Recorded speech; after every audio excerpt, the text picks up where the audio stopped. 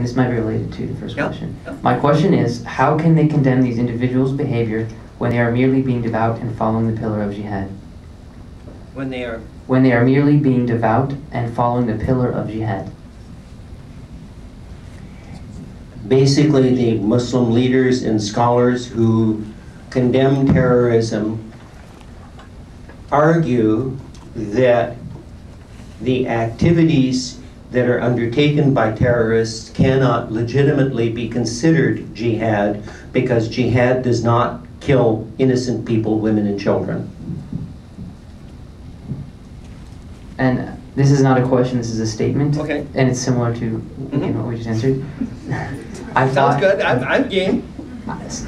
Someone said, I fought in Iraq and several Iraqis themselves have taken arms against terrorist cells in their country. So, just a statement. And let me...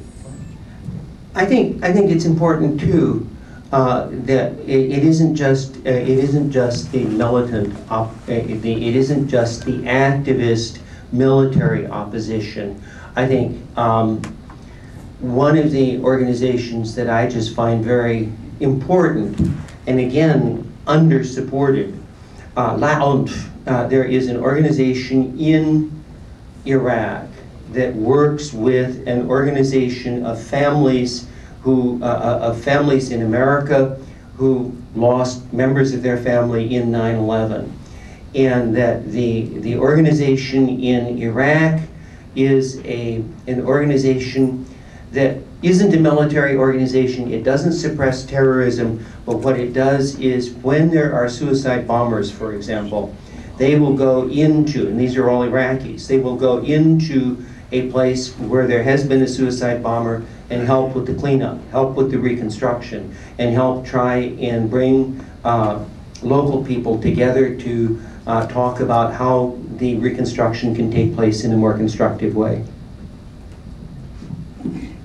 The next question, and it has a small statement as well. Firstly, as a Muslim, I must thank you, Dr. Voll, for speaking bravely in defense of truth. As you know, Muslims are facing Islamophobia and some have even been killed, such as Maryam Shaybani in Germany, for practicing their faith. What can we do to undo the effects of Islamophobia on society? Thank you.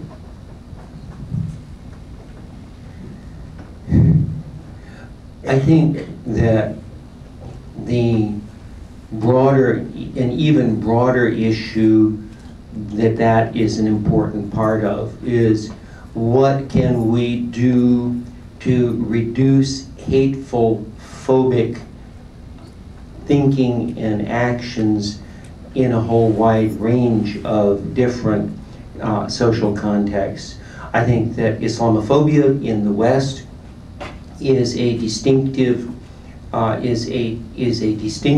kind of phobia in opposition to people who are different, or who are seen as being different. But I think that, to me, again, my own particular experience, I think has been very useful for helping me to think this out.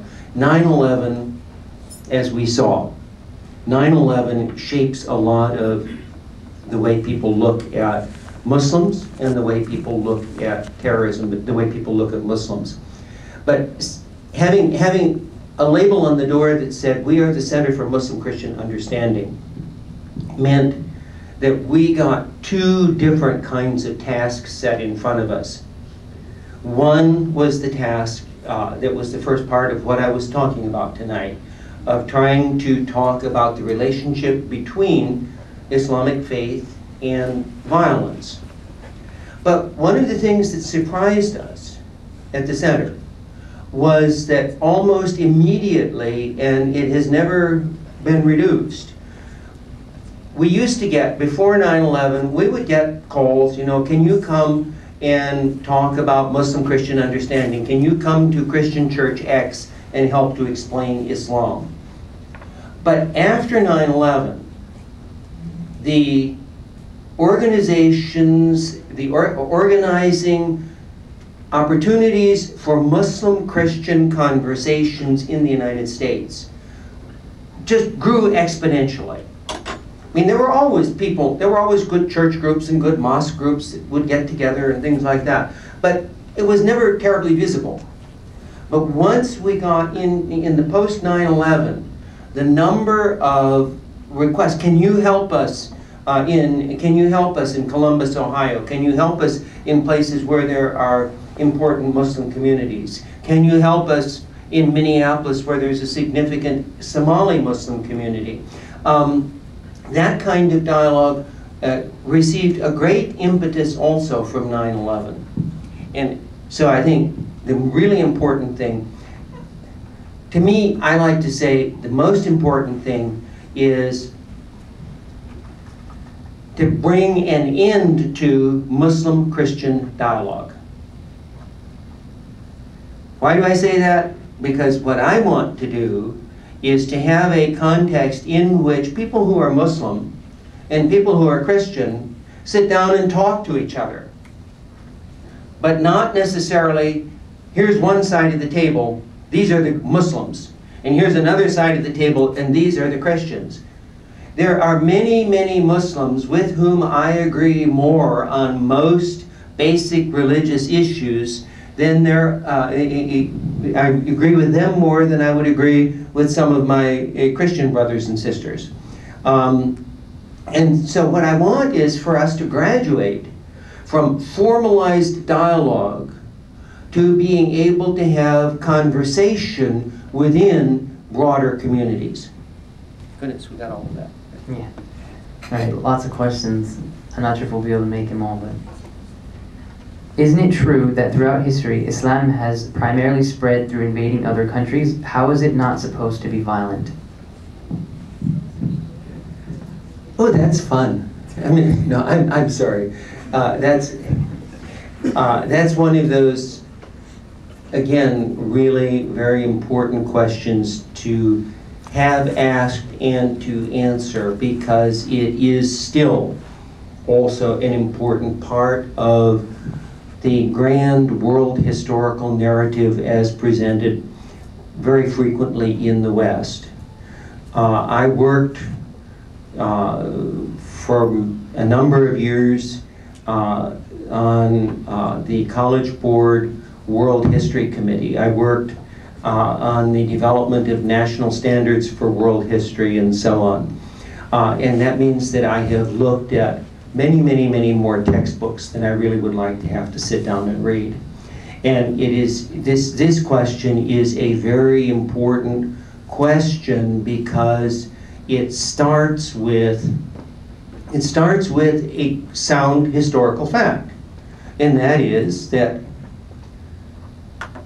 following the death of the Prophet Muhammad, Muslim armies gained control of a significant proportion of what is now labeled as the Middle East, brought an end to the Sassanid, the Persian Empire, and Muslim armies conquered at least half of what was then the Eastern Roman Empire. And you had then the early caliphate wasn't, now my Salafi views show the Umayyad Caliphate was just simply another empire like every other empire. And so what you had for the first 2 centuries of Islam, of the Islamic community history, you did have it as an empire that began as a result of military conquest.